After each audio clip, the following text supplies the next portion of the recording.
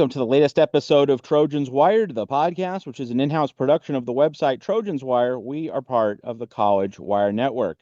This is our WNBA weekly show with USC women's basketball analyst CC Clay, Matt Zemek here. And we wanted to wait until the Sunday slate ended. Mercury Aces was the mid-afternoon game, so it just went final. We'll talk about that game in a moment. But first, CC, just the overview of the WNBA standings to start our latest check-in with the W. First of all, I'm jealous. You make me want to go, take my computer outside and sit in my backyard. I mean, it looks beautiful where you are in lovely Arizona. Is it hot out there? It is hot, but as you can see, I'm in the shade, so it makes it tolerable. Yeah, that's a beautiful setting. You should, it looks really good. So I'm really jealous. As are all of our viewers will be, I'm sure.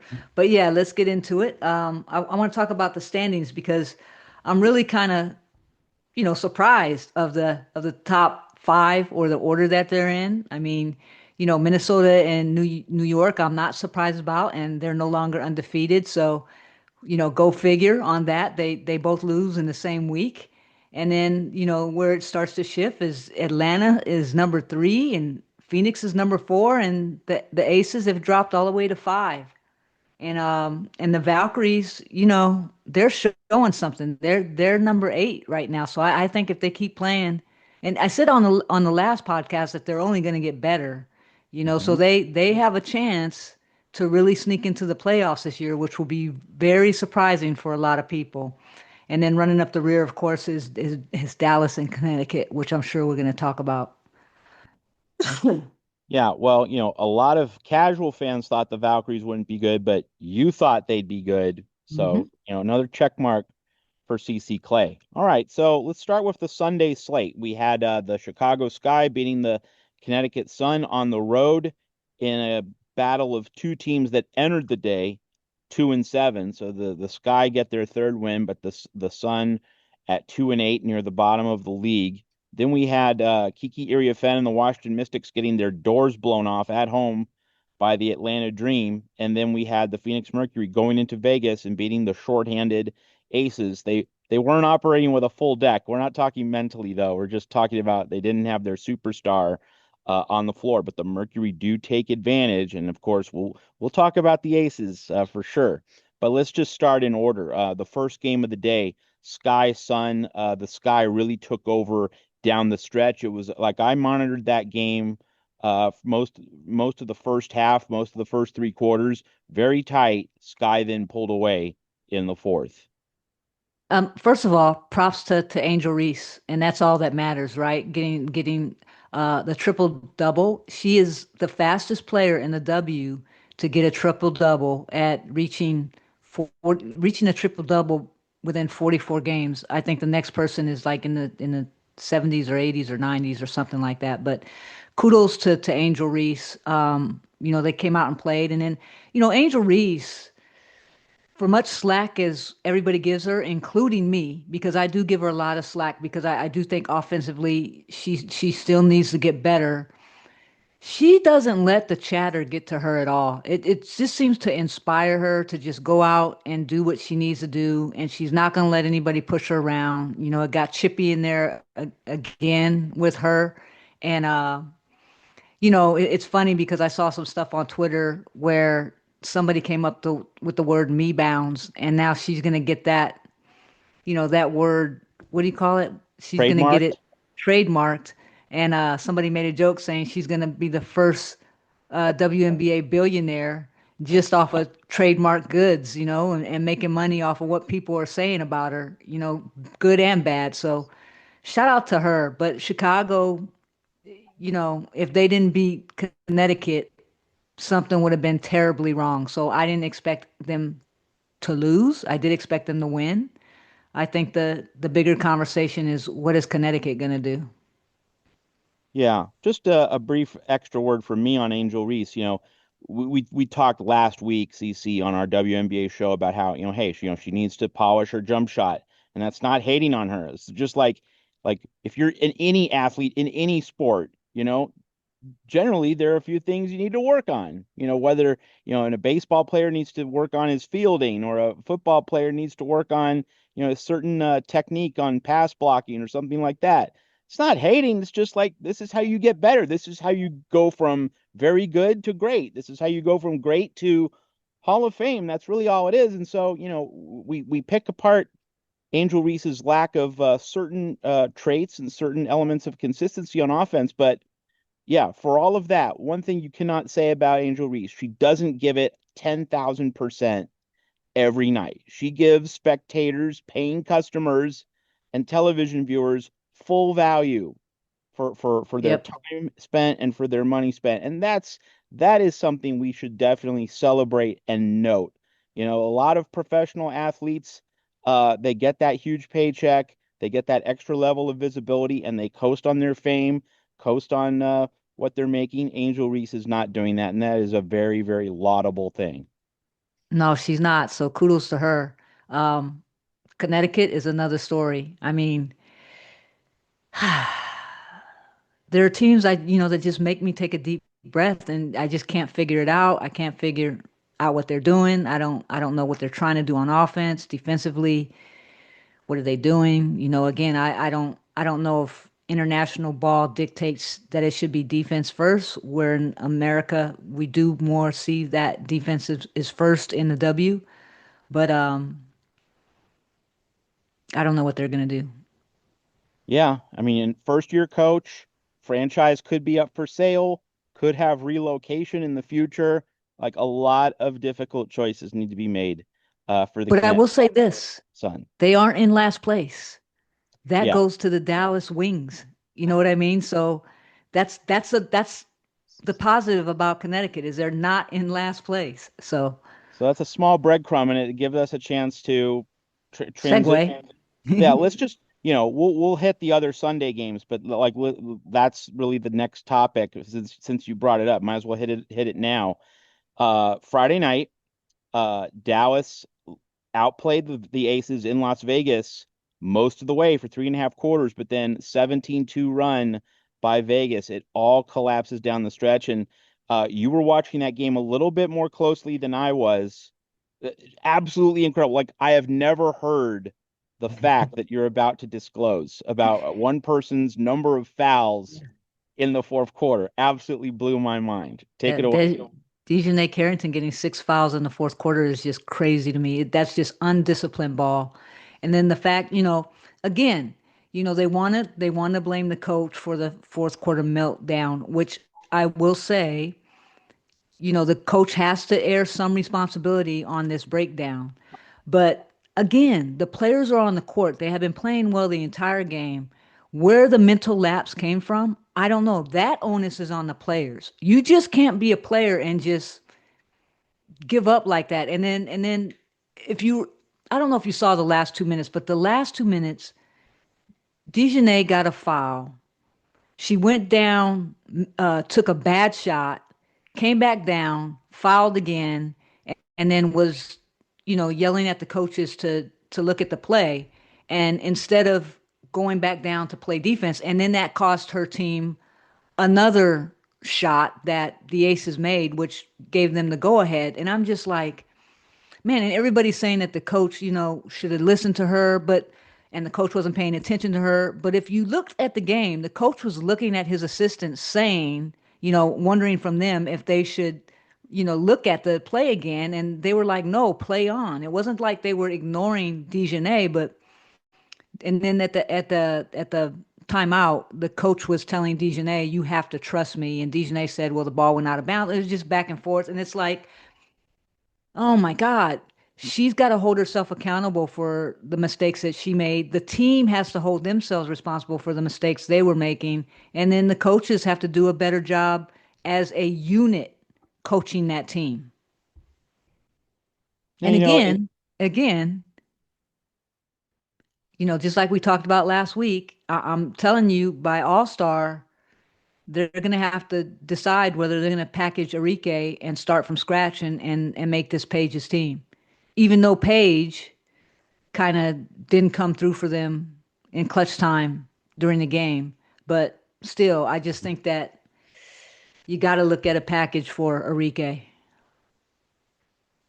So, CC, I think fans can readily grasp the idea of you need certain players to fit a certain style, a certain system, certain scheme. It's more X's and O's or physical capabilities and components. But what about the personality angle? You're not just handling skill sets, you're handling personalities. And how different, if at all, is this from college when like Lindsay Gottlieb's trying to assemble the right pieces in the transfer portal? I mean, she wants to get her players that fit her style. She doesn't want to get best player available. She needs pieces that fit her vision, her way. How different is it in the WNBA in the pro game? I mean, in terms of, okay, we don't just want playing styles, we want certain kinds of people with a specific character. Like in the world of professional sports, is there a sense of, hey, you're getting paid money for this. We're just going to ask you to do a job and kind of, not necessarily shove your personality to the side, but like make it fit within the larger team framework? Or like, do these professional organizations, does it change from college in terms of, like we do need like a psychological profile, not just a basketball skill set? So I asked that, CC, because in Dallas, like the talent on paper might seem to be pretty decent, but it seems very clear that you have some headstrong personalities. There's just a lack of trust in that locker room, not necessarily hatred, but trust and a certain measure of discipline. And the front office really needs to shake up that roster construction because it doesn't have chemistry right now. Yeah, and I think the other thing is you got to look at the differences between college and pro, right? In college, the mentality is there's really a camaraderie there, right? Because everybody's in the same school. This was mentioned on a podcast that I'll be releasing later on this week. The camaraderie is a lot different in college and players meshing than on the pro level. On the pro level, it's a job. I mean, it's literally a job, right? You go to work. 9 times out of 10, you're not spending a lot of time with your teammate as you were like in college. Some of these players have kids, some of them have husbands, some of them have wives, some of them have just other things going on in their life. They don't have to go to class. They don't, it's literally their job, so, building team cohesiveness is going to be harder. And like we said last week in the podcast, when you have teams who have really strong personalities or players that have been the go-to or the one from the time the franchise started, or when Enrique got to Dallas, she was always looked at as she is going to be the franchise player. And nobody has been able to find a team of cohesiveness or players that can be cohesive around Enrique. So I'm not saying this is Enrique's fault or anything. I'm just looking at what's going on at Dallas, and could it be system related? I don't know, because it seems like they're trying different things in Dallas, and it's just, it's not just Enrique. I mean, you got Dejanay, who has a very strong personality. She has a diva type of mentality, both on and off the floor. But when she's on the floor, her diva mentality becomes a lot stronger. She's great defensively. She plays hard. But I mean, I just think sometimes the strong personalities get in the way of understanding your role on the team and what it's going to take as far as the team goals are concerned. So I don't know what they're going to do in Dallas. I don't know if the coach matches what the personalities are giving. You really led me to what I think is a very salient point about Dallas and the larger philosophy of that's in evidence here, and not a good one, not a successful one. Why do you give headstrong personalities to a first year coach, right? You give the Yeah, the right. headstrong personalities to a Phil Jackson, to a Rick Carlisle, to a Yeah. Stra, the people who know how to handle those kinds Yeah, of yeah. personalities, the people who have been there, done that. Why are you handing the really difficult to manage personalities to a first year guy who just, could be whip smart X's and O's? And in fact, I don't doubt it, that the X and O knowledge is there, and there was a thought process of, hey, this could be the scheme that unlocks everyone's talent, but you need that veteran manager of people and egos, and that's what the Dallas front office clearly did not think through with this series of various moves in the offseason. No, I think you bring up a good point with even with Chicago. You know, when you look at the teams that brought in new coaches, you look at Atlanta and their new coach, Carl Semesco. That dude, he's a player's coach. He knows how to win. He knows how to deal with personalities. He knows how to put good teams together. Then you have, and he's won on the college level. Then you have teams like Chicago and Dallas who have these headstrong personalities on their team. I mean, Chicago, you got famous, people that are looked at strongly as an Angel Reese, number one on their team, big personality. And then you have Dallas Enrique. And then you bring in two coaches that not only have never coached or been a head coach in a W, but they've never been a head coach on the college level either.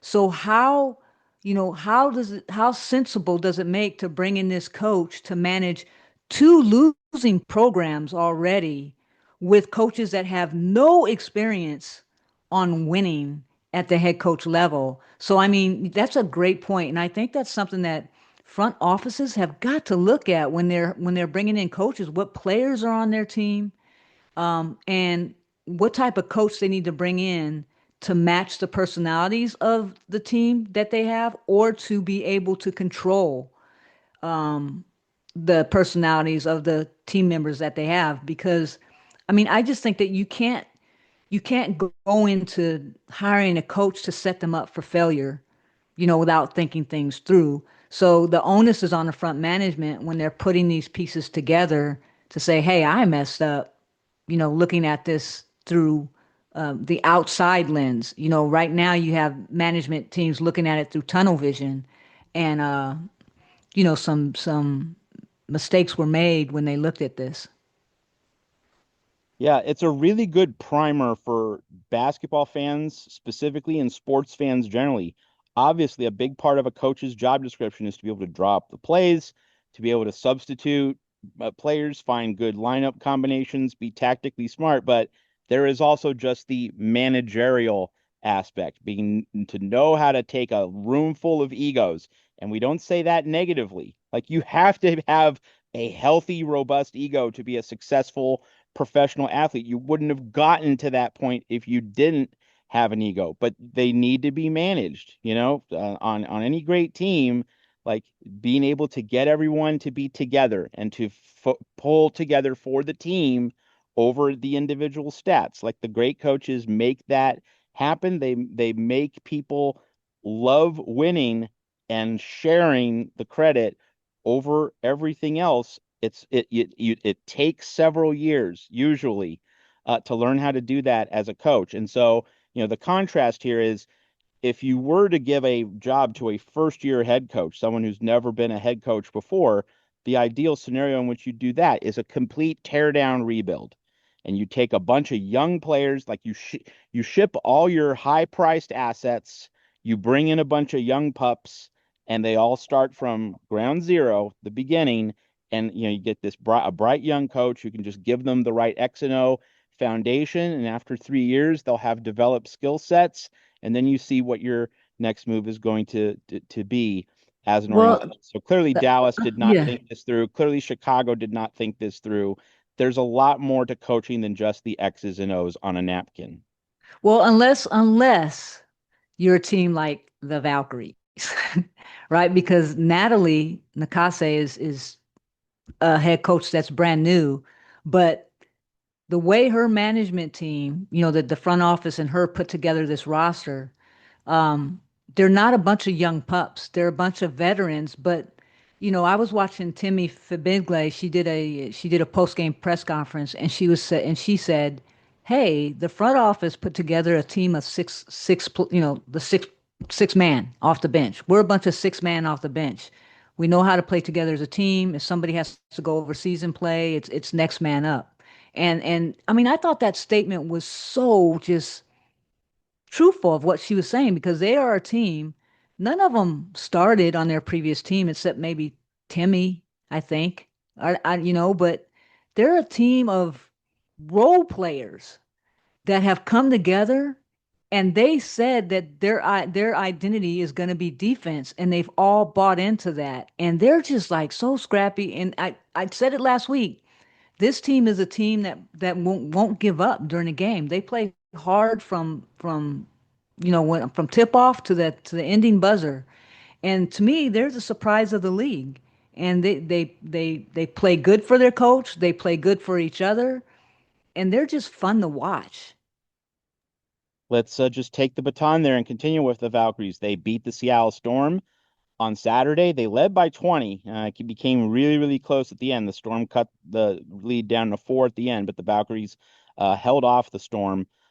Really, that was a game, CC, overachiever versus underachiever. The Valkyries are maximizing, and the confounding Seattle Storm just can't seem to put the pieces together consistently. It was a real illustration of contrast. That one team, everything's meshing, everything's fitting in, and then on the other side you see pieces that should be adding up to something substantial, but it just isn't happening yet for Seattle.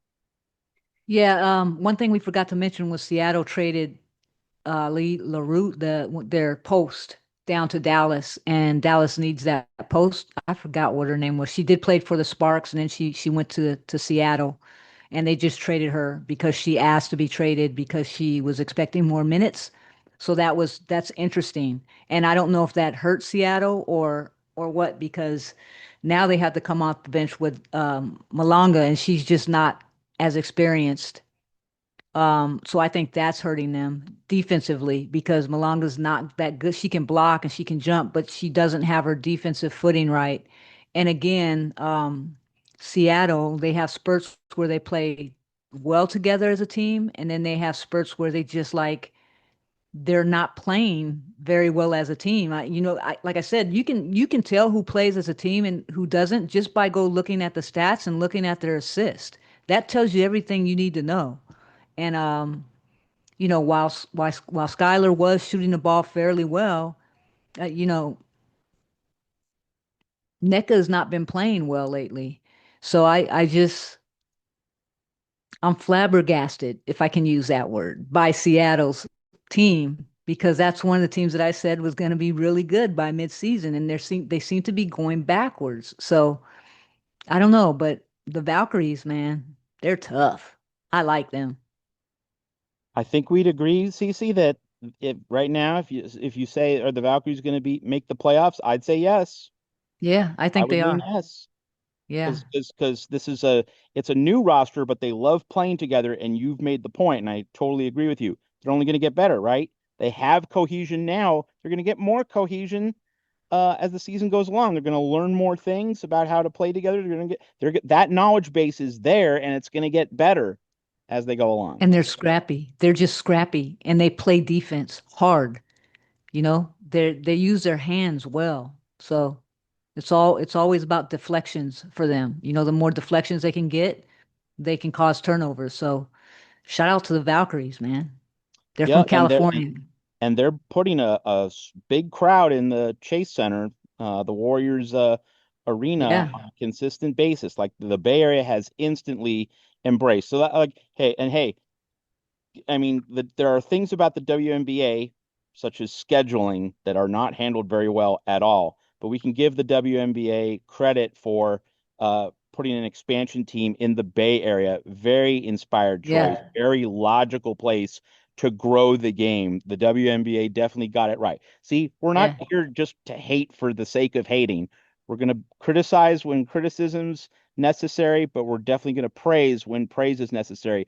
WNBA hit a home run in San Francisco with the Golden State Falcons. Speaking of which, yeah, speaking of which, you did send me that tweet that they did go to the negotiation table with Ion, Script Sports, and they failed to invite the WNPA, which, to me, I don't know why they didn't do that.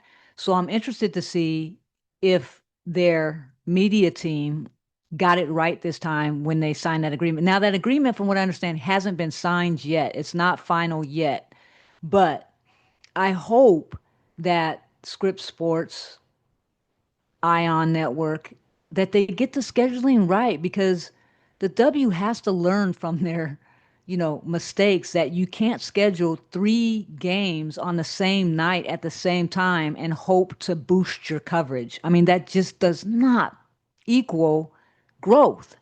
So let's see if And they not get it only right. did and not only did this continuously happens. Last week was really especially bad because they had three 10 p.m. Eastern games going up against an NBA Finals game. Yeah, Like just just doing the most to bury your product as opposed to expose the product. So yeah.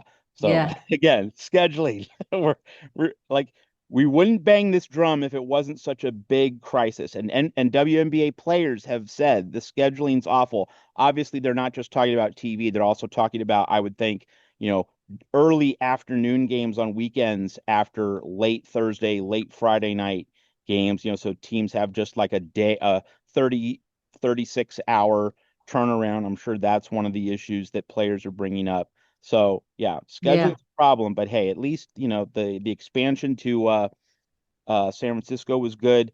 I've been on record just to briefly deal with the Connecticut Sun. If they relocate, Louisville would be a great market for the WNBA because that's a hungry hoops hotbed. Like that would just be a natural to me landing spot if the Connecticut Sun do relocate. All right, so um, continuing on our list of games, so we got to Valkyrie's Storm from Saturday. We talked about the Dallas Wings meltdown against Vegas late last week with the 17-2 run. Dejanay Carrington, six fouls in the fourth quarter. Absolutely blows me away. So we talked about Sky versus Sun, the Sky pulling away from the Sun on in the Sunday morning game. Let's now get to the Atlanta Dream absolutely blasting the Washington Mystics. And, this is not a betting analysis show, but, it's fun to mention betting lines just to see like what Vegas thinks, what the public thinks. Atlanta was a 3.5 point favorite. So just the betting markets expected a very close game. Full disclosure, I did too, but Atlanta just completely blew the doors off Washington. And so we get to a storyline involving Kiki Iriafen, which in a narrow sense is negative, but in a larger sense is positive. We can explain that. Well, she was a minus 25, and this is her first game that you would say she had a bad game, but Washington had a bad game team wise. I mean, they shot like 17% from three. They were like 25% from two. They just had an overall bad game. And I don't know if it is because Brittany Griner and that height, kind of threw them off. But, Alicia Gray for Atlanta scoring 32 points and Ryan Howard playing. I mean, those two players are deadly. But I will tell you what I love about Atlanta. Atlanta has a bench. They don't go star heavy on their starting five. I mean, they have Brittany Griner, Alicia Gray, Ryan Howard, but not like the aces, where aces are paying out all this money to players that aren't even producing for them like they were a year ago or even 2 years ago. And they have a bench. I mean, they come off the bench five deep. And so that makes a difference in the W when you have to play 9 games in 15 days or 9 games in 18 games or whatever it is. And they have chemistry. They don't this team has been together for a while, except for Brittany. A lot of the pieces on this team are the same. So, I would say this was more of a Atlanta win than a Washington loss, in my opinion. Washington had a terrible shooting night, and Atlanta had a great shooting night with a deep bench.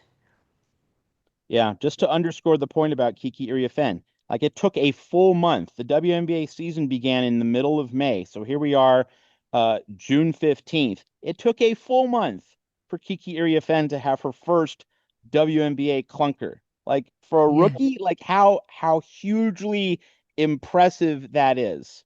Like you're right. just not going to be perfect. You're going to have bad nights. It took a full month for that to happen. So like within the negative on the day for Washington.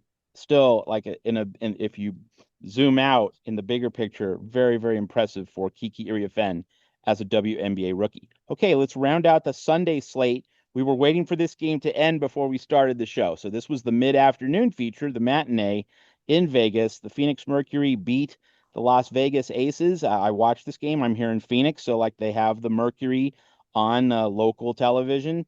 And Cece, what stood out to me is Las Vegas's shot selection. I mean, just one jack, one hoist after another, just lazy ball movement, just flinging stuff up against a wall and hoping it sticks. Like, where's the ball movement? Where's the attention to detail? Where's the willingness to make some cuts, set some screens, work the elbows and the wings and the low blocks?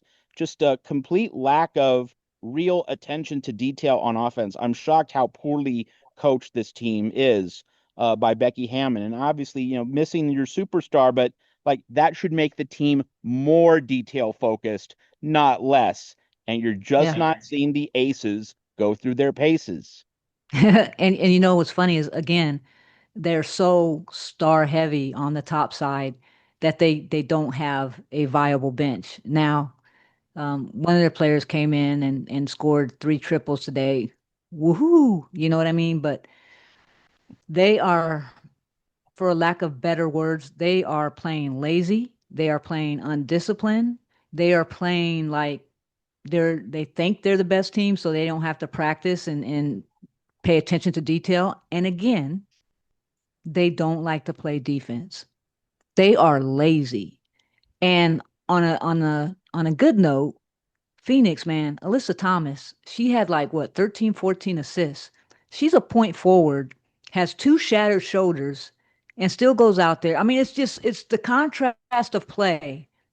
Phoenix goes out there and they play hard, and they had Kalia Copper back today. They didn't even really need her. She didn't play that many minutes, right? And But she was rusty, and they still rallied around that. And yeah, like everyone's picking each other up. A true yeah, team. It's the cohesion that Vegas is clearly lacking. Vegas was playing as isolated individuals. Phoenix was playing as a team.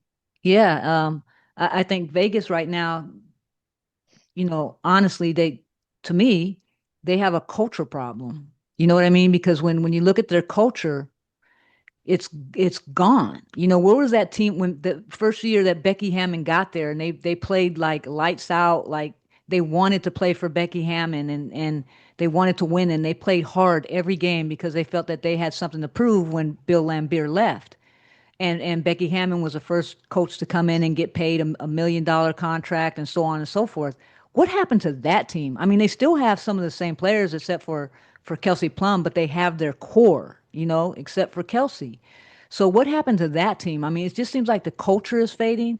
But I don't want to talk too much about the Aces because I think this is all about Phoenix, right? They're fourth right now in the W, and they have a good. To me, they're a lot like the Valkyries, right? They do have a star in Satu, right? And they have Alyssa Thomas, another star. But that team is built around role players that just want to win. You know what I mean? And they come together and they play together as a team. Um, their offense, they run a five out because they really don't play with a post most of the time. Natasha Mack played a lot today, but usually they play small. They play small ball with Alyssa playing point forward, and they're just fun. Satu is 6'4", but she's not a post. She doesn't play post. She plays you know the wing most of the time. So they're just a fun team to watch, and I'm really anxious to see what they do this year, the rest of the year, especially with Copper back when she Yeah, when she comes in and they get that chemistry together, and she gets that rust off of her. It's gonna be interesting. totally. And I was just about to say, with Copper coming back, you figure that Like they're doing well. The ceiling, they have a higher ceiling now if Copper back. So the Mercury have reason definitely to be optimistic. All right, we can't conclude our WNBA review of over the weekend, the past several days, without noting the return of a certain player named Caitlin Clark, and she Yeah. absolutely roasts the New York Liberty. Now, I think Caitlin Clark, just in terms of analyzing one game, we're not talking about the season, we're not talking about the WNBA Power Struggle, we're just talking about one game. On one hand, she was very physically fresh. That certainly aided her in terms of what she was able to do. But then again, she easily could have been rusty the way that Kalia Copper was for the Mercury against the Aces, and we didn't see that rust. It was a special performance for Caitlin Clark. Yeah, Caitlin Clark came back and just shot the ball, shot the lights out the ball. I mean, she was taking, 36 footers and dropping them, and she was having fun. She did showcase her attitude again, though, trying to, argue with the refs and all that kind of stuff when calls didn't go her way.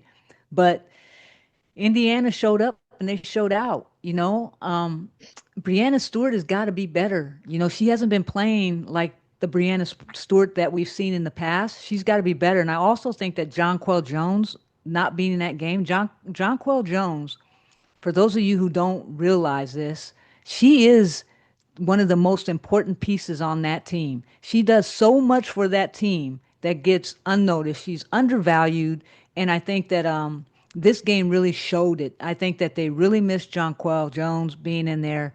Sabrina had a 30 piece as well. She played lights out. And with Jonquel not being there, Brianna Stewart has got to step it up and play better, and she just didn't. That's my opinion. Well, I mean, Jonquel Jones is, I mean, I would say absolutely essential. People might look at Stewie and Ionescu and say, well, those are the two superstars.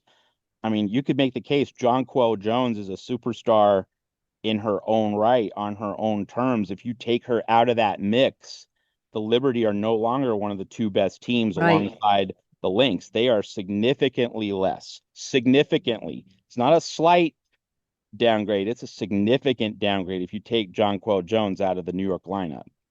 Yeah, yeah. So I don't know when she'll be back. Hopefully, she'll be back sooner rather than later. But I think that's what helped Indiana get the win over New York because they beat them by what, 20? They beat them. They wiped It them or was a by solid 10. margin. Yeah. Yeah, but New York just looked out of sorts without John Quell, and I think that had a lot to do with it. I think when you see New York play Indiana again with John Quell back, it won't be the same game.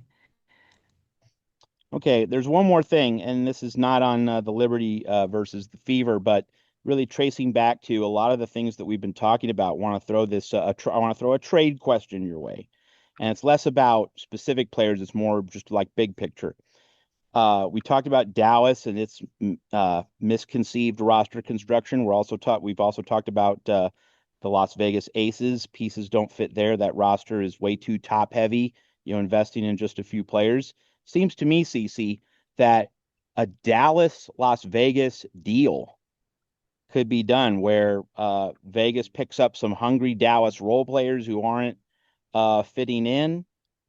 Maybe Vegas can shake up its roster and Dallas can kind of hit the reset button. And I'm not talking. I mean, maybe Dejanay is part of that. I don't know, but it's more about how like Dallas has some certain obvious deficiencies and frankly is in a position where, a full teardown rebuild might be in order given the young coach. Like just, you're not competing for championships in Dallas. You want to give Paige, some structure and perhaps less pressure. And then with Vegas, this formula is clearly not working. So what would you say about a Vegas Dallas trade package? I don't know because you got to look at Enrique. You know what I mean? But here's what Yeah, I will say about the Aces. Everybody is on the chopping block, in my opinion, except for Jackie and Asia. I think you're 100% right. All You right. know, Any other notes on the W that are still in your notebook that we haven't mentioned here? just Minnesota. Minnesota lost, but they're still my favorite to win it all. Um, I just love Minnesota's team. Minnesota and the Valkyries are my two favorite teams to watch, and then Washington because I love the way Washington plays even if Kiki wasn't there. But I just love the way they play when they're playing well. They look really good and they're a fun team to watch. So and I like Phoenix. So I mean, and I like Atlanta too. But those are the fun teams to watch. You like to watch teams that move the ball, that get after it defensively, that play for each other. But Minnesota's my team, man. I love Minnesota. I think Minnesota's the favorite until indicating otherwise, just because they have that chip on their shoulder that New York and Indiana do not. It's just that I think that's going to be a separator in crunch time. But of course, it's many months until the WNBA postseason. It's going to be fun to just see the journey during the regular season. But I think Minnesota being the number one seed, if you had to put money on that, that would be the likely outcome. It's going to be interesting to see how it all plays out. All right, Cece. So you have plenty going on at your Substack and your USC YouTube women's basketball channel. Tell everybody what you have going on at those two places. Yeah, so I'm sorry everybody, I didn't get to get out to my Substack this week because I've been super busy doing other things on the video side. I have 4 podcasts completed. Us being one with the Big Ten breakdown. I'll be probably releasing that one tomorrow. Um, and then I have 2 podcasts. I can go ahead and tell you guys now because they are recorded. Special guest Kinsey Forbes and special guest assistant coach Courtney Jaco coming up. Those have been done and recorded. And then I have Truth in the Trenches coming up. And then I have another special guest confirmed, but we just haven't set a date to do the pod yet. So pretty busy with that. Still trying to get the Kennedy Williams film breakdown completed. And yeah, Kennedy man, just Smith. got a lot of stuff Kennedy going Smith. on. Oh, thank you. Thank you. That tells you where Yeah. my head is It's at. been a Kennedy long Smith. weekend, I'm sure. Yes. Yeah. Yeah. So that's where I'm at. I'm in the editing booth now, trying to edit all this stuff and get it out. Once again, the off season does not mean less work for CC Clay. In many ways, it seems to be just the opposite because, all Yeah. these great guests that she's lining up for her podcast, like they have time now in the off season that they don't have during the season. So in many ways, the off season has meant more work for CC, but that's why you want to support her at her USC YouTube channel. Let's talk USC women's basketball and at her Substack. Subscribe, like her videos, share them, get the notification reminder. Okay, Cece, another really fun, really interesting WNBA check-in podcast. And of course, we're checking on the WNBA every week here during the summer. Also, our Big Ten preview series is getting off the ground. CC ranks Big Ten teams 1 through 18. We're going to just slice them into segments. The first show to be released soon is on teams 15 through 18. Then we'll take another little chunk and another little segment as we work through the summer previewing the Big Ten. So for CC And Clay, I don't have a clue what I'm doing. I don't have a clue what I'm doing on those rankings. So oh, but hey, you're just bear with researching, me. so you do. I mean, you have something of a Yeah, clue, but we I can't did know the research. future. Yeah. And of course, way too early rankings. They're way too early for a reason because they're before any team is played. So obviously, Yeah. it's going to be a fluid thing. But just like it's a first look.